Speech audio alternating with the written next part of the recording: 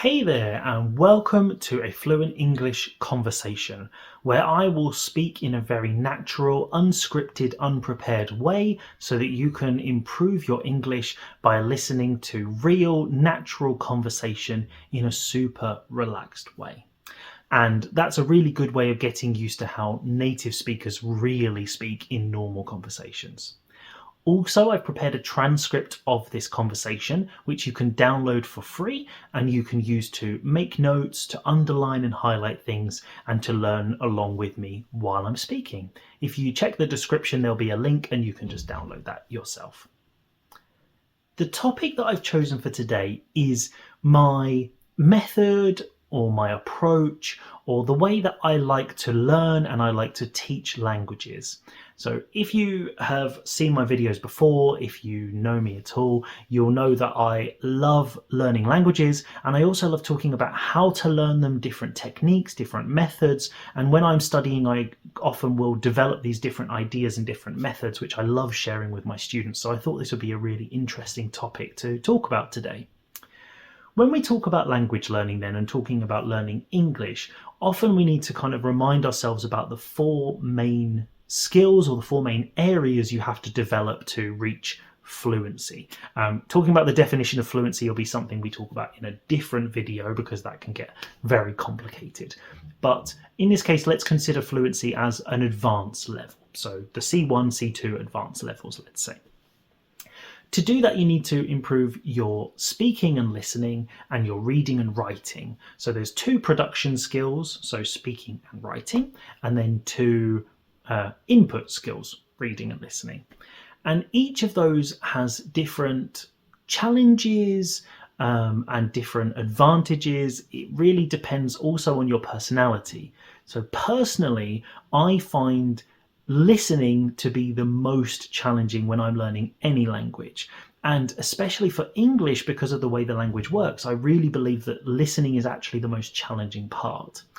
The reason that most people find speaking difficult isn't because it's technically more difficult. It's actually because most people find it difficult to find the opportunity to speak. So they just don't practice enough, or they can't practice enough. Whereas listening, it's very easy to practice. All you have to do is press play on YouTube, like this video, and you can listen to people speaking English all day long. But being able to understand more of what people say, understand more accurately, and to follow a conversation without feeling like your head's about to explode because you're concentrating so hard, that's actually really, really difficult. And it's taken me a long time in Italian, which is a language I've been learning for probably 10 years now, to reach a level where I can watch most normal TV shows without the need for subtitles, even though in some cases I still don't recognize certain words or if there's a certain accent. So even now it's still a challenge for me, and I've been working on this for a very, very long time. Speaking, I find when I do actually speak on a regular basis, which I'm not at the moment, so I'm a little bit rusty, but when I do speak on a regular basis, I feel like my fluidity, at least the flow of my conversation, improves very, very quickly. But yeah, listening I find more challenging. When it comes to reading and writing, I think they tend to be easier. I would say reading is probably the easiest of the four skills, and they tend to just be made practice. You just need to do them more. So writing is a little bit easier because you have more time, you can check a dictionary, you can write things in lots of different ways and adjust and edit. Whereas when you're speaking, you've only really got one opportunity. You say it, the words are released, and then everyone hears what you've said. You don't really have the opportunity to, delete and replace the phrase, or, have something like Grammarly that's going to suddenly suggest new words when you're in the middle of speaking. There are lots of different ways of improving languages, of learning languages, and I often hear people talking about all these different things like apps or techniques that are super effective or efficient, or that you're going to learn English in 2 weeks or whatever it might be. Personally, I don't believe learning a language is easy. It doesn't matter what language, but learning languages is difficult, and I think we kind of have to accept that. It doesn't have to be boring, but it's not going to be easy. And obviously you also have to think about the difficulty of English based on your native language. So certain languages that are much more similar to English, and I'm not an expert in linguistics, so don't come and attack me if I'm not super specific here. But for example, there are lots of Latin and French words in English because of the history of the language and of the geography in the country. So for French and Italian speakers or Spanish speakers, there are lots of similarities, which makes it slightly easier than someone, for example, if they speak Chinese Mandarin or Japanese, where the grammar system is completely different. We don't have so many similarities in terms of vocabulary. For example, Mandarin doesn't even have tenses. So the whole idea of tenses is something completely new. And when there are concepts which don't exist in your own native language, which exist in English, that then makes that concept very, very difficult to learn. So, for example, Russian speakers often find it very difficult to understand articles in a very natural way because articles just don't exist in Russian. They have a completely different system to talk about it. Whereas on the flip side, when I was learning German, they have the declination of articles. So, like, they're basically, depending on what the noun is doing in the phrase, the article changes if it's the object or the subject, and transitive, intransitive, all these different things. I can't remember exactly because I haven't studied German in a little while. But when I was studying, that's something I actually had to learn because at the time I'd never really studied that. And we don't study grammar in a technical way like that in school, even for English. So I actually had to do research on what those terms actually meant before I could even study the language itself, because I just didn't even understand what the concept was, never mind how to actually use it in a phrase or an expression. So that's also something to consider when we talk about how difficult English is. Often it can be about your personality, it can be about your native language, lots of other things going on. But it's never going to be easy. That's why my method or my approach is always about having fun. And I guess that sort of sounds a bit obvious that you want to have fun while you're studying, but as an example, as a student, I don't like studying an absolute ton of grammar. I don't enjoy it. I don't enjoy just doing endless exercises. That's just not fun for me. I just find it really dull and it just makes me want to stop. Whereas I do like watching TV series, reading fantasy novels, playing video games. And although it's maybe a little less effective to learn similar concepts, because I want to continue, because I'm having fun, inevitably I will learn better because I'm going to continue learning and then learn more. So it's kind of a bit of a chicken and egg situation. You can either do something in the most effective way that's maybe a little bit boring and risk stopping. So then you do it for a week, but then you stop. So you have a week of super intense, productive study time, but then you stop and then you lose that progress. Or you learn it in a more slow way because you're actually just doing something that's fun and maybe not the most effective way. But then you can actually keep going and maybe you do it every day for weeks, months, years. As an example, I read some translations of Chinese fantasy stories in Italian, which I know sounds a little bit complicated. So basically there are these web novels called wuxia, and again, the pronunciation, don't attack me, that's my best attempt. But basically they're like Chinese fantasy novels, and I read the Italian translation, it translated by Italian guys, and they're read by Italians. So some people might argue that reading that type of story is not particularly useful. If I go to Italy, I'm not going to use most of the vocabulary I read because it's about sort of fighting and magic and monsters and all this crazy stuff. But that's what I like. I like watching those type of films. I like reading those type of books. So for me, that vocabulary is super useful because when I watch a TV series that's about fantasy stuff, my vocabulary is so good that I know what's going on instantly. That's why I think having fun and doing the things you like is really important, because if you're really into motocross, as an example, you're going to need loads of vocabulary for motocross that I don't even know as a native speaker because I don't follow that sport. I don't know the subject. Like, I don't like football. So I can talk about football in a very generic way because I'm a fluent native speaker and I can use the vocabulary I do have to talk about basically anything. But if people start using very technical sporting terms or football analogies and stuff like that, I don't even know what they're talking about. So focusing on what you like and then using that in an effective way or in an interesting way to learn something, I think is really the best approach. And it's all about finding questions. So when I say questions, what I mean is listening to something or watching something or reading something and finding something that you don't understand. Looking at it and going, well, why do they say that? I say it a different way. Or I don't really understand what that word means. Or I've looked at the translation of this phrase, but it doesn't really make sense why they would say it here. All of those questions are what I use to learn the language, solve it one problem at a time. And it's also something I find keeps me really motivated because language learning takes such a long time. And especially once you reach an intermediate level, it's very easy to feel like you're just making no progress and you're just in the same position week after week. But if you know you're solving these little problems each time, you can actually see almost a list of things that you're learning. So it might only be little things, but you can actually see progress, and I find that really motivating. Whereas I don't find studying flashcards and trying to memorize vocabulary particularly motivating. I know it's effective and I know it works, but I just don't want to do it. So I don't generally. And that's basically what I would tell all of my students, is that you need to enjoy it. So if you just want to have a relaxed conversation and you don't want to do loads of exercises, then that's what your lessons should be like. That's what your conversation should be like.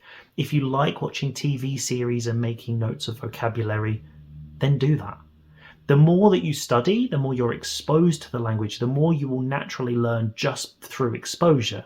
Think about, like, these teenagers you often hear about where they just started watching a TV series and they never looked up a word, they just had it playing, and eventually they could just understand Friends because it was played so much. It's kind of the idea that your brain is a problem-solving machine. And so eventually you're just going to pick stuff up or realize things as you're going along. And even now, when I'm not really actively studying Italian as an example, I will suddenly be doing something and have a thought and go, oh, this word's related to this word. Okay. And I see some connection that I've never seen before, or suddenly a phrase just makes sense that didn't before. And that's just my brain trying to figure it out. So I'm going a bit off track, but basically I always try and recommend that it's about having fun, doing what you like, and that really should be the best way. And then what you want to do is, once you have those things that you like, finding a way of making them work for you to actually study. Because just sitting down and watching Netflix isn't really going to help you learn super effectively. You're not going to learn a ton if you just press play and just sit there and relax. But if you make notes of vocabulary and then you use them with your teacher, or you write example phrases, maybe there are some specific techniques like the ones I share with you about improving your listening comprehension. There's lots of different ways of doing them, and some of them are very, very intense. You sit at the computer and you study for hours and it's really, really hard. If you like that kind of study, then great, do it all the time. If you don't like it, then keep it simple. Listen to a podcast and just write down a couple of words, or just listen to a podcast and repeat it a couple of times, or try and mimic it and say it back. Whatever works for you. And I think that's also good to remember, is you will see lots of people online, or maybe your friends who've learned English, and they'll tell you, this worked for me, this did this. Take everything with a pinch of salt. And what I mean by that is, something that worked for one person doesn't always work for another person. And this I find with my students a lot, and it's actually something I'm going to talk about in more detail in probably another one of these conversations, which is about different types of students, because there are some students that are real perfectionists. They want to know exactly how and why, and they want to be very, very precise in how they phrase things so that they explain the idea in exactly the right way. And then there are other students who focus more on just having a conversation and being understood. They don't really care if they make a mistake with the tenses or if the preposition's in the wrong place, and they don't even really notice, because they're just trying to communicate the idea. And when I respond in the way they expect, that means I understood, and they just keep going. So that's also a personality thing, and each of those styles of learning has different drawbacks and different advantages. And that's also something to remember, that if you are not a grammar nerd, if you don't want to sit and study loads of grammar, that's okay. there will be certain aspects of grammar that will be a little bit more challenging for you if you don't do grammar exercises. And even now, as an Italian student, I am actually having to go back and study some grammar that I've avoided until now. Because I'm at an upper intermediate level and trying to reach the advanced level, I actually need to understand the grammar in a much more technical way to be able to really avoid some of the mistakes that I've been making since I started learning, I guess. But that's fine. It's okay to have different approaches. It's okay to learn in different ways. And I think understanding that and accepting that your way to learn isn't going to be the same as my way, but if you can take inspiration, take ideas from what other people do, test them out. So just try something. If someone says, oh, this works for me, or you see an application that they're like, oh, this is the best English app ever, just try it. See what you think. If you think it's boring or you don't think it works for you, you can try and really slog on. You can really try and push yourself through it. But why? Time's limited. And for most of us, if you're anything like me, you don't have a huge amount of time. So even if you have to learn English for a specific reason, maybe you have work or travel or whatever it is, do you really want it to be boring? I don't think so. And I hope that's why I love teaching, is because when I have conversations with people, I want to make it fun. I want them to feel like they're talking to a friend. I don't want it to feel like we're sat in a classroom and we're going to go through loads of crazy grammar stuff and it's going to be really boring and you're literally there banging your head against the desk. That's not what I want. And what a lot of my students tell me is that's why they keep coming back for my lessons, because that approach is fun. They like talking to me. And I think if you can make everything that you do studying English fun, that you actually think, oh, tonight I can't wait to read this book, or it becomes so automatic because you do it every day, like watching YouTube, then you will improve naturally anyway. If you try and do the most effective thing that's just boring and difficult, unless you have, the highest level of motivation and drive and you can just force yourself to do anything, then you're probably going to give up. It's like giving yourself a really harsh diet in January for your New Year's resolutions. Maybe you'll keep going for a couple of weeks, but unless you make it realistic and unless you actually enjoy it, it's very difficult to keep it going. And that's why most people fail at their New Year's resolutions, because they pick something they actually don't like doing. They don't do it in a way that actually works for them and that they actually enjoy. So, just something to think about. Hopefully, in these conversations, I can just really just talk about my opinions and ideas about everything. And everyone has different ideas. So maybe you have a different idea about, what works for you learning English. Maybe you think sitting down and studying the grammar book front to back is the best way to do it. And if that works for you, go for it. No problem. I have no problem with any way people learn English. If you're studying English, you're already doing an amazing job. And I'm just happy to see people that just enjoy doing it. And I love learning languages for exactly the same reason. I love the challenge of it. I love solving the problems like a puzzle and developing techniques to fix things that I'm struggling with myself.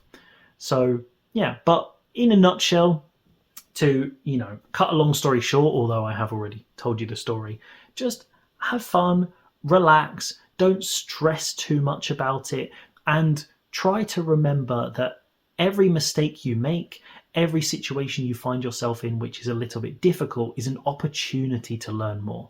If you work in English and you give presentations and you find them really difficult and you don't like how you do it, that's an opportunity for you to actually improve your English. How could you say it better? What could you do better? If you make a mistake while you're talking to somebody, that's something that you can learn and improve. If you don't find any mistakes, you're never going to improve. And that's why, especially as you start reaching much more advanced levels, you really have to pay attention and you really have to find those things which you're not doing now, which you need to do, or things that other people do differently, and really take them all in. But it's just a matter of time and practice. And you can either spend the next year, 2 years, 3 years being bored and hating studying English and hoping eventually you can just give up because you've reached the right level, or you can, watch videos like this, have fun, relax, and then you'll do it for the rest of your life just because English then becomes part of you. And that's what I want for all of my students, and that's really, I think, is the best way. It's when studying just becomes a habit, just like waking up in the morning or, loving pizza. we're going to leave it there for today. I hope you found this topic interesting and you've liked just listening to me ramble on about something that I find fascinating. If there's any specific topics that you would like me to have a look at, then put a comment in the below the video and I will add them to my list, and then I will do them in a future conversation. Also, remember, if you've made it this far, amazing. That's the idea. Watching the videos to the end is really going to be the best way to learn. And remember that there's a transcript you can download if you want to go back and review it and then maybe listen again and practice your listening skills and try and see if you can copy my pronunciation. But I want to just say thank you for watching. Have a fantastic day. Have a great day learning English, and I will speak to you very soon.